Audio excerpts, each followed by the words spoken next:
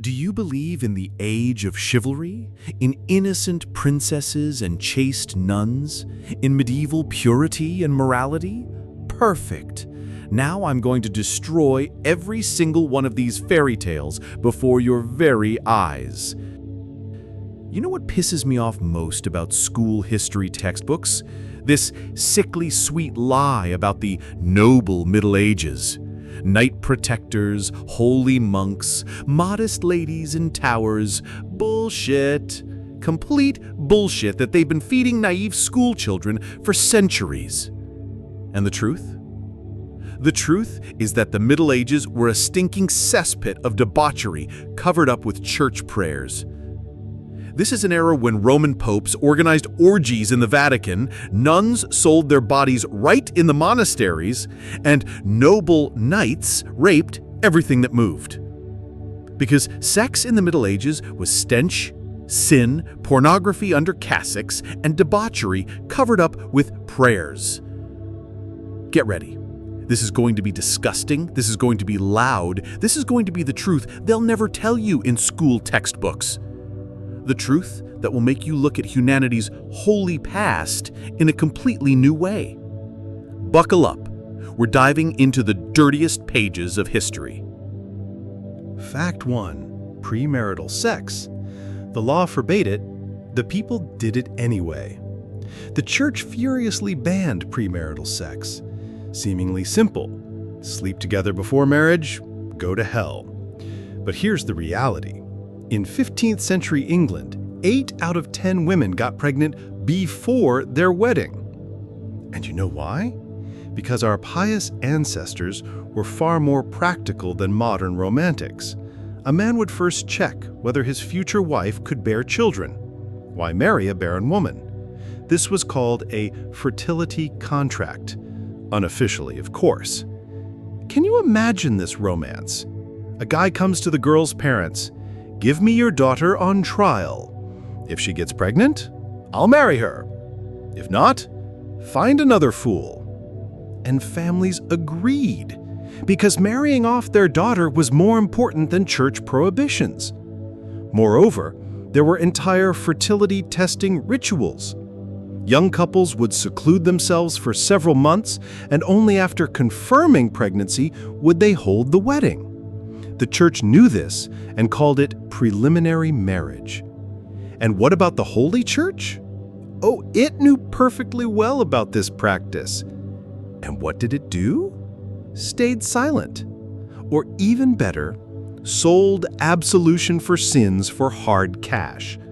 Priests would shout about chastity from the pulpit, and after service they'd trade indulgences. Sinned with the neighbor woman?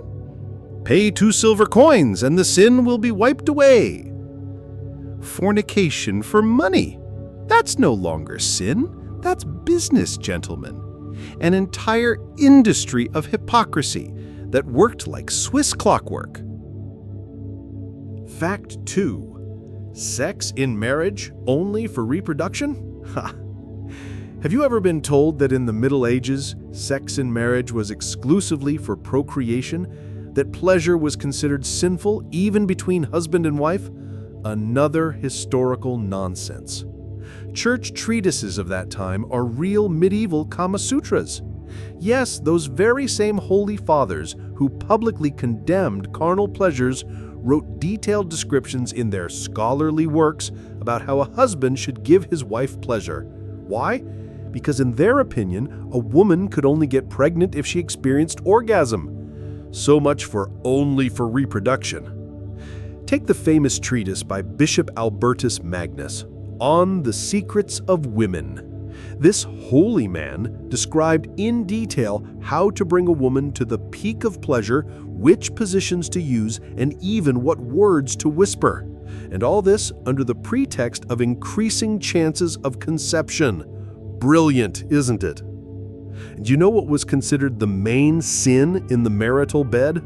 No, not oral caresses or experimenting with positions. The main sin was considered to be not satisfying your spouse. A husband who didn't give his wife pleasure was considered a violator of marital duty. Medieval doctors even prescribed regular sex as medicine for melancholy and other ailments. Take your spouse 3 times a week before bed. Those were the actual prescriptions. So the next time someone tells you about puritanical Middle Ages, remember these hypocritical bishops with their scientific treatises on female orgasm. Fact 3. Prostitution, the sin that brought profits. And now about the most outrageous hypocrisy of the Middle Ages, prostitution. The Church officially called it an abomination before the Lord. But in practice? In practice, prostitutes paid taxes directly into the church treasury. Picture this scene. In the morning, a priest curses fallen women from the pulpit, and in the evening, his assistant makes rounds of the brothels collecting church tithes from them. And this wasn't an exception, this was the system. In 13th century Paris, there was an entire quarter of public houses called Garland. And guess who owned it? The Bishop of Paris. The Holy Father personally owned brothels and profited from them. And when citizens complained, he replied, "Better they sin in a designated place than corrupt honest wives." Even more outrageous was the situation in Avignon, when the papal residence was located there. Pope Clement VI didn't just permit prostitution, he licensed it. Prostitutes received official work permits, paid taxes, and even had their own guilds. And in German cities, there were municipal brothels funded by taxpayer money. Mayors ceremoniously opened new public houses, and priests blessed them. For the glory of God and to prevent greater sins. That's what they called it. The most disgusting part? In some cities, prostitutes were forced to wear yellow armbands to distinguish them from honest women. But at the same time, they dutifully filled the city and church coffers. So much for the fight against sin. Fact 4. Priestly celibacy, the biggest lie of the Middle Ages. And now about the most ridiculous hypocrisy, celibacy. The Church solemnly forbade priests to marry in 1139. Supposedly, holy fathers should serve only God, not carnal pleasures. And what happened? Priests simply stopped marrying officially, but continued living with women. Meet the Church's new invention, housekeepers. That's what they delicately called priests' mistresses. Every self-respecting father had a housekeeper who managed the household, bore children, and did everything a married woman was supposed to do, just without the official stamp. Pope Alexander VI, from the Borgia family, had 4 officially recognized children by different mistresses. And this is the Pope, head of the entire Christian Church. His son, Cesare Borgia, became a cardinal at 18. Family business, you understand. And what was happening in ordinary parishes? Bishops regularly toured their domains and collected fines from priests for cohabiting with women. This was called the concubine tax. They didn't prohibit it, they took money for it. Brilliant business model. Officially a sin, unofficially a source of income. In some German dioceses, a priest couldn't even get a parish if he didn't have a mistress. Bishops believed that a bachelor priest would seduce married parishioners, but with a housekeeper, it was safer. And the most cynical part, priests' children were called nephews. All of Europe knew that Cardinal Giovanni de' Medici had a nephew, Ippolito, who looked remarkably like him. But everyone pretended to believe this nonsense. Celibacy became a farce, but the Church stubbornly maintained it. Fact 5. Monastic orgies, when vows of chastity became a farce. And now about what was happening behind the walls of holy monasteries. Medieval women's convents turned into real brothels, just under a religious sign. Take the monastery of San Lorenzo in Venice. This house of prayer was so famous for its orgies that Venetian patricians specifically sent their daughters there not to serve God, but for entertainment. Nuns openly received lovers, held feasts with men, and bore children in droves.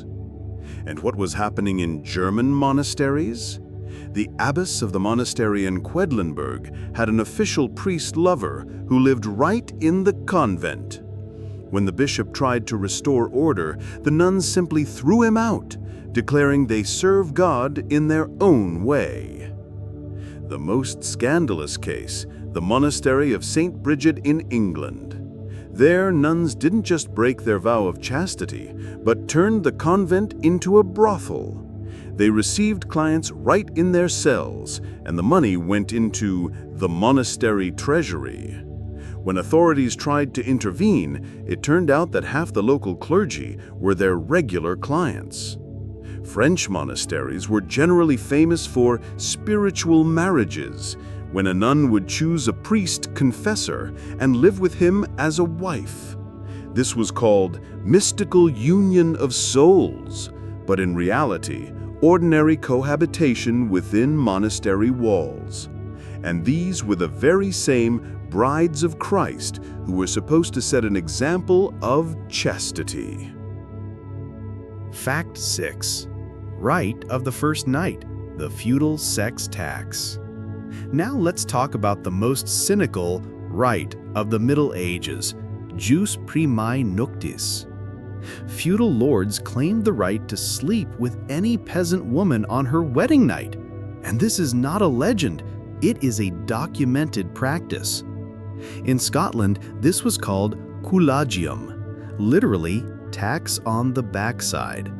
A peasant could redeem his bride's virginity by paying the lord a special fee. Can't pay?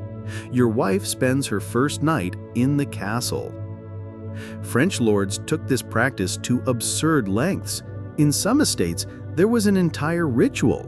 The lord would come to the newlyweds, symbolically lie in bed with the bride, sometimes fully clothed, and then decide whether to exercise his right or take the money. But the most disgusting cases were when feudal lords abused this right. The Count of Bourbon had a special wedding calendar where he marked all the brides in his domain. He personally checked each one, and those he particularly liked were kept in the castle as concubines. In Germany, some barons turned this into a real business. They actively encouraged marriages among peasants to gain more first nights or redemption money. When peasants married, the baron became richer. And the church? It officially condemned this practice, but many abbots and bishops themselves exercised similar rites in their lands. The abbot of the monastery of St. Denis had the right to the first night with any woman marrying in the monastery's domain. Can you imagine the horror these women faced? On the most important day of their lives, they were met not by their beloved husbands, but by a lustful feudal lord. Fact 7. Hygiene, hell on earth. Now, some of you may find what I'm about to describe very unpleasant, but nonetheless, it cannot be left unsaid. Let's forget the imposed image of a medieval bedroom. There were no silk sheets or aromatic oils. There was straw. In it, lice, and in the corner, a pot instead of a toilet. The smell was a mix of sweat, urine, rotten milk, and the fumes from decaying teeth. Washing? Absolutely not. Priests preached from the pulpit that water was the gateway to the devil. They claimed it could open the body to demons and wash away the natural protection of the skin. This especially applied to women. A woman who took a bath was advised to confess immediately, or to get married while still clean. So people washed 1 to 2 times a year, at best. And in between, they simply rubbed themselves down. With what? Women used garlic and onions in their groin area. Men used turpentine or even vinegar. It was believed that this could disinfect the genital area and enhance desire. The result? Chemical burns, abscesses, gangrene, and, applause, death from blood poisoning. Intimate hygiene? Funny. Women had rags that they kept between their legs for weeks. Menstrual discharge was washed in drainage ditches or simply left to flow. The aroma? Divine if you were the devil. The smell of the body was considered natural and sexual. Fragrant perfumes were a sign of promiscuity. Therefore, at the court of France, it was even written, "A woman should smell under her arms like a horse after a hunt." Yes, this was considered arousing. And when you hear tales of knights kissing ladies' hands, don't forget that this hand might not have been washed since last winter. And under the nails, remnants of stewed turnips, dirt, and life itself. Medieval sex was not about desire. It was about who smelled the least, or at least who could finish faster to avoid suffocation. Epilogue: The Middle Ages without embellishments. So we have walked through the darkest corners of medieval sexuality. And what do we see? An era that is presented to us as a time of chivalric honor and Christian morality turns out to be a period of monstrous hypocrisy. The Church preached chastity, but maintained brothels. Kings swore to protect the innocent, but themselves raped their subjects. Knights sang the praises of courtly love while committing atrocities in captured castles at night. The Middle Ages show us what happens when sexuality is driven underground by religious prohibitions. It does not disappear, it mutates into the most perverse forms. The stricter the taboo, the more sophisticated the ways to violate it. But the most terrifying aspect is the double standards. A commoner could be burned for adultery, while a noble lord could rape dozens of peasant women with impunity. A monk could be executed for having relations with a woman, while the Pope openly kept mistresses and acknowledged illegitimate children. The Middle Ages are not about the romance of castles and tournaments. It is an era when human sexuality was turned into a tool of power, control, and humiliation. And perhaps by studying these dark pages of history, we can better understand the value of modern sexual freedom and equality. Because the alternative is a return to those times when your sexuality belonged not to you, but to someone higher up the feudal ladder.